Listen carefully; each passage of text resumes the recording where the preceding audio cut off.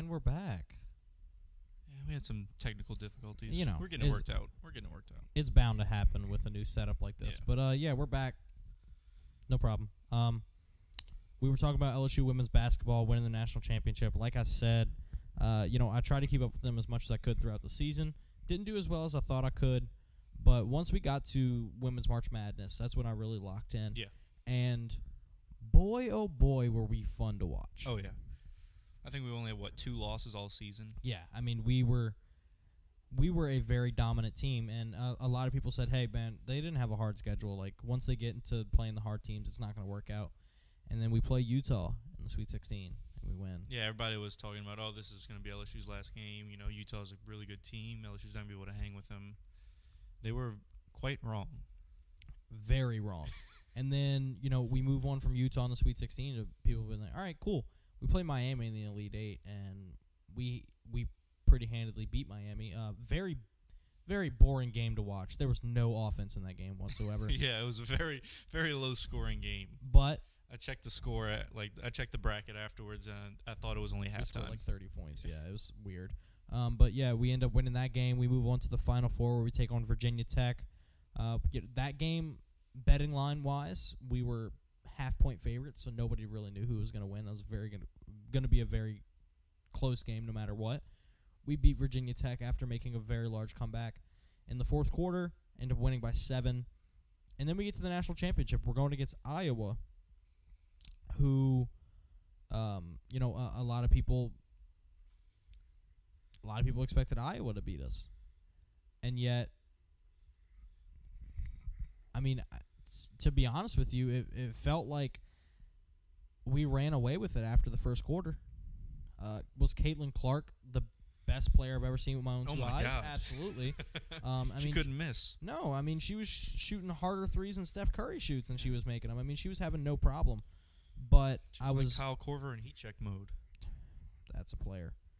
But, LSU had what it takes to win the national championship. And to me, what it takes is players to step up when you don't expect them to, which we saw in Jasmine Carson and last year Poa. 2 girls who came off the bench and just nailed threes and played phenomenal defense. We had somebody who the team could rally around, and for us, that was Alexis Morris, who in the second half played phenomenal defense on Caitlin and ended up assisting and scoring on, I want to say, 50% of our points in the second half. He just played really, really well, showed she was the veteran on the team. And you have to have a good coach. And we have one of the greatest coaches of all time in the history of not only women's basketball, but basketball in general. But also in dressing. Great fashion sense out of Kim Mulkey. But Kim Mulkey is one of the best coaches. I don't know how much she is from an X and O standpoint. We can't speak to that because we're not on the team, obviously. But you can see how much everyone loves her. Mm-hmm. And when you see that on a team and you see that out of your assistant coaches and you see that out of your players, you know that team is bound for success. And we ended up winning it all. She got very emotional. Kim Mulkey from Hammond, went to Hammond High, goes to LA Tech and plays basketball, ends up playing for Team USA, comes back, coaches for Baylor, wins 3 natties, comes to LSU, and in year 2 wins a national championship. I'm very passionate about this. Yeah, as an LSU student, it was so cool to watch. Yeah. How do you feel about the future of the women's basketball team here? You know how I feel? I feel like nothing's going to change. You think they can go back to back? I think they can because a lot of people widely regard one of our best players as one of the best personalities in college basketball too, and Angel Reese. She won, most outstanding player for the NCAA tournament. She is a very strong personality. A lot of people had problems with stuff she did after the game. Hit him with the John Cena "you can't see me" or "ring me up" with a couple minutes left in the game. But that's competitive nature, and she was doing it at Caitlin Clark. Caitlin Clark does an interview today and said, "I would have done the same thing if I was in that position." You're about to win a national championship. You have every right to be happy. Yeah. Mm-hmm. You have every right to brag because they deserved it. So hats off to her too for being humble like that. Absolutely, and not saying anything about the refs or right, because the refs were horrible for both sides. There's no denying that there were so many ticky-tack fouls from both ends that got called. Iowa would get called for fouls, and I'm like, that's useless. And then LSU would get called for fouls, and I'm like, what are we doing? The refs were terrible. The refs just wanted to blow the whistle, I think.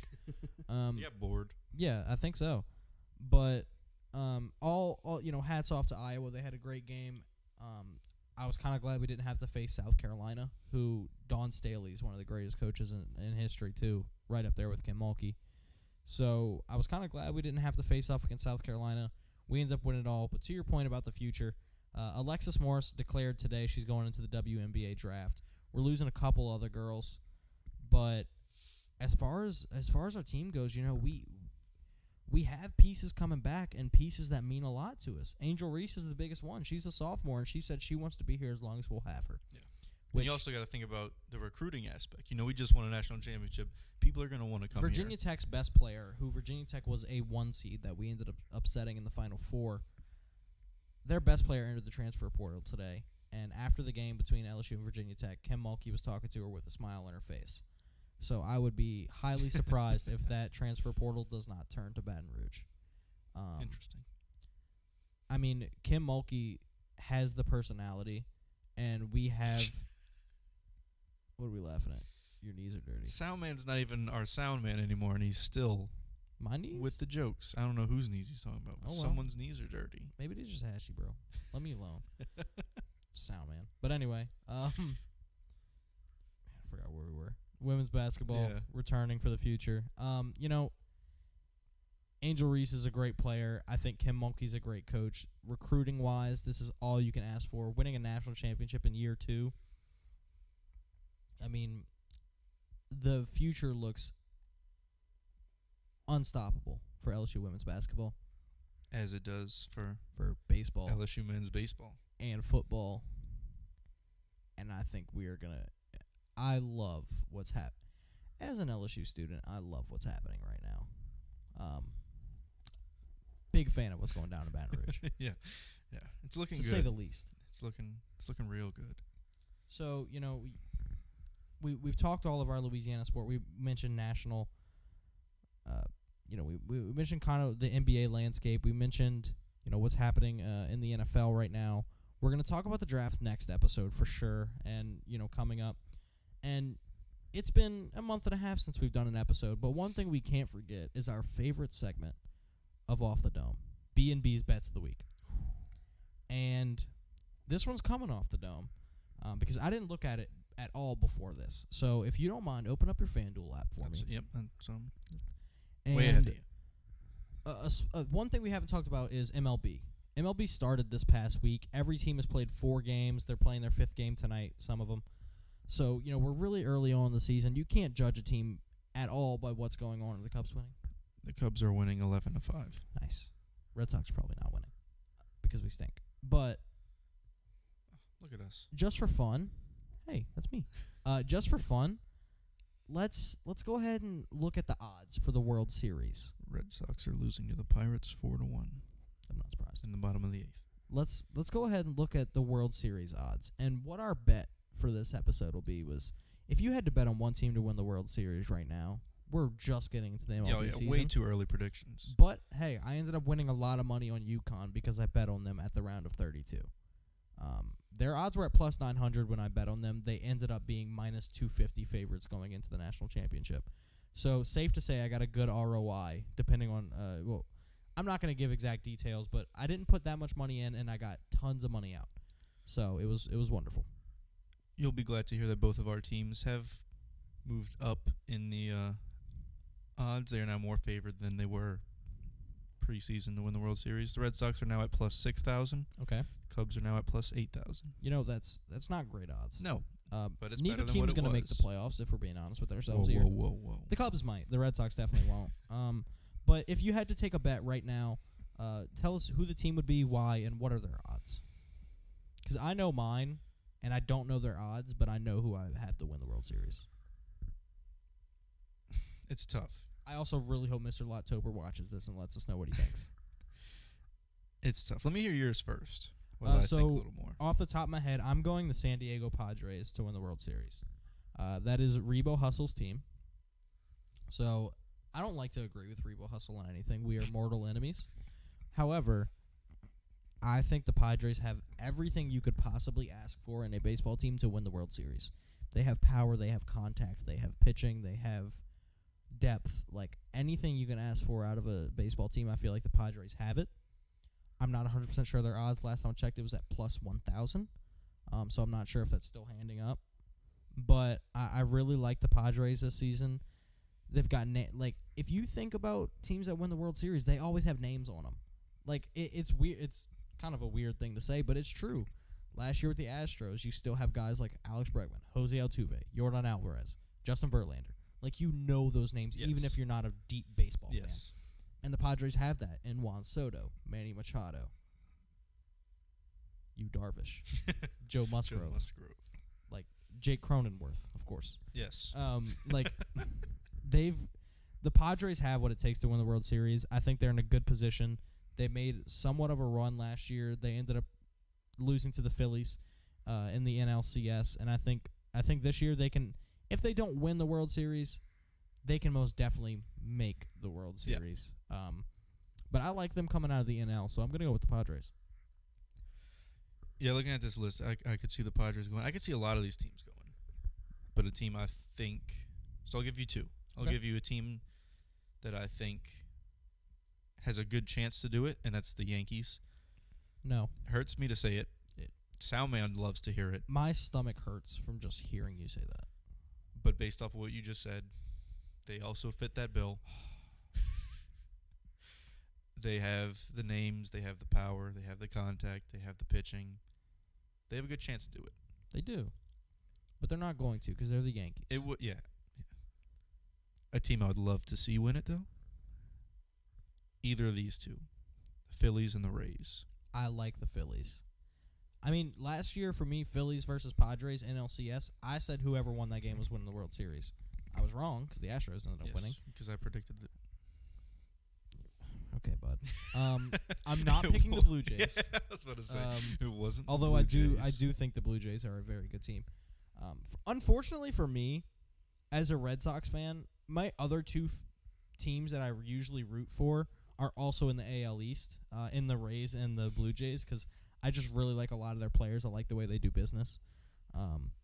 So that kind of sucks for me, but I could totally see unfortunately, I could see the Yankees winning. I mean, Aaron Judge, Giancarlo Stanton, Josh Donaldson, DJ LeMahieu, Garrett Cole, Carlos Rodon. Like, the list goes on and on for who the Yankees have on that squad. And then, I really do like the Phillies, man. They have the same team they had last year plus Trey Turner.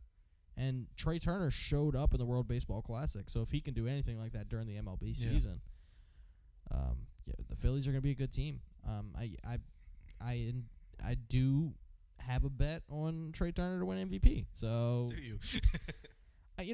A lot was over here. Mr. Lottober was over here one night, and we went crazy. He was here last night, but a week ago or two, and we just went crazy on some random MLB bets. I was throwing like $1, $2 on just like 10 different things, and so I've got a lot of random bets for this upcoming MLB season, but I like the Padres.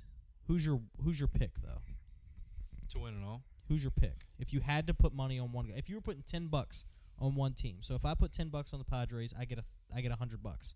Who are you taking, and what kind of return are we looking at? I just had it up. Forgive me, I'm an idiot. You are forgiven. I'd put it on the Yankees. Put on the Yankees. What's their odds? Plus 850. So $10 wins $85. And I can see right on over there. Somebody said don't bet on baseball. That's sound, man. 100% true. Never bet on baseball. It is the toughest sport to bet on. Absolutely. But who are we to not mention it when we're doing B&B's Bets of the Week? And the last bet we're going to talk about here before we wrap up this episode of OTD. First of all, thank you everybody for watching. This has been fun. Definitely. Even though we've been in two different streams. It took us 15 minutes to get it up. And we had technical difficulties, but we roll on. Last bet I want to talk about, number 1 overall pick in the NFL draft. DraftKings Sportsbook had the odds up. Number 1 overall pick, C.J. Stroud is minus 275. Bryce Young is plus 225. Which one would you rather bet on? Obviously, Bryce Young has better odds, so you'd love to bet on Bryce Young. But if you're looking from a I want to be correct standpoint, are you betting on C.J. Stroud or are you betting on Bryce Young? If I'm looking at it and I'm making the pick, I'm taking C.J. Stroud every day of the week. Every day of the week. I have said it before. I will say it again. I said it off air. I'll say it on air. I think C.J. Stroud is the next Aaron Rodgers. When I watch him play, and when you look at how people compare him and what his strengths and weaknesses are, to me, on the field, not ayahuasca. Ooh. We're not including Both. We're not including plants. We're not including going on the Pat McAfee show. We are not including spewing information out of your tongue like Aaron Rodgers does. When we're talking football, I think C.J. Stroud is Aaron Rodgers. And that is a bold statement to say about a rookie coming in that could be a top 10 quarterback of all time. Yeah. But I like C.J. Stroud that much. Yeah, he's looking really good. A lot better than what people originally had him at. I remember seeing, not even like 2 months ago. Quarterback 3, quarterback 4 in the class. Yeah, like some of them didn't even. They had. Falling out the top 10. They had Anthony Richardson going before him. Yeah, I mean, they had him, a popular pick a couple months ago was him to the Raiders, and if it wasn't him to the Raiders, he was falling into the teens. And now here we are looking at him, probably going to be the number 1 pick to Carolina. It's not to say Bryce Young is some slouch. I think he's better than some quarterbacks we've seen recently in drafts. Oh, definitely. But I just feel like C.J. Stroud is the guy. Definitely a much better quarterback draft this year than last year. Yeah, I agree. Anything else you would like to say to the people before we wrap up this episode of OTD? No, just be on the lookout for more episodes. We'll be here once a week. Yep. And then especially for draft Last day. thing we need to bring up. So once a week, every week is what we're planning on, and we'll talk about the summer schedule when we get there. But draft day, so on Thursday, I believe it is April 27th is the date, if I do remember correctly. We are going to be having a draft special coming right here from the boys on Brightside in the K-Town Pond. Hell yeah. Is it going to be just Redfish and Mustang? No. No, it will not. Not even close. Not even close. We are going to be featuring everyone's 3 favorite guests and our 3 best friends. Mr. Lottober, Father Forsyth, and of course Rebo Hustle, and possibly some more maybe special guests. Maybe Tom Cruise will be here. Maybe Tom Cruise will be here. We'll check in with Tom and see what he's thinking. But yeah, we're gonna have some fun. We're gonna do a pre-draft special, probably a 2 maybe 3 hour long little thing here, where we're gonna have some absolute fun doing a full first round mock draft with all the boys. We'll have our own teams. We'll be the GMs. We might go prediction. We might go who you would pick if you were the GM. We have yet to be seen. But make sure April 27th, Thursday, NFL Draft Day, we will be on this couch making some picks, and that'll be super fun. Next week, not sure the date yet. Make sure to stay tuned into Facebook, Off the Dome Sports Podcast. That's where you find all of our information, of course. If you ever want to go back and watch an episode, come back to this YouTube or Twitch channel. You can watch it anytime. OTD Sports on Twitch, Off the Dome Sports Podcast on Facebook and YouTube. Our logo looks just like our shirts, so you can go back and watch that anytime. Next week, be on the lookout for our next episode, and we will be doing a little bit of Saints mock draft on that one. So stay tuned. We'll talk about who we like for the Saints, what the Saints may look like through a 7